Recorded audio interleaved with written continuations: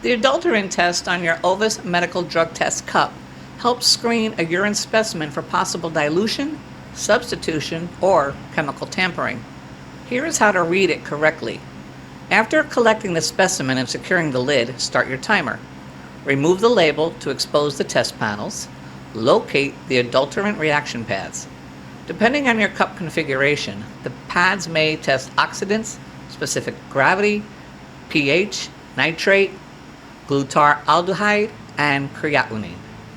Read the adulterant pads at 2 minutes. Do not interpret the colors after 5 minutes.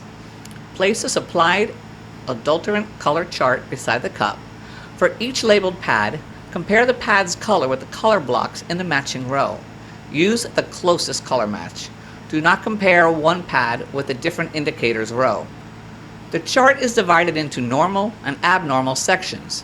For oxidants, nitrate and glutaraldehyde, a color matching the negative area is considered normal. A match in the abnormal portion of the row may indicate the presence of an adulterant.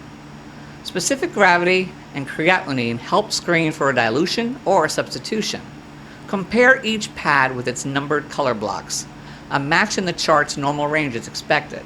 A match in either abnormal section may require additional review. The pH row screens for unusually acidic or alkaline urine. Match the pad with the closest pH color. Values in the normal section are expected.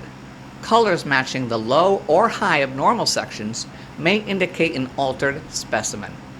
Always evaluate every pad separately.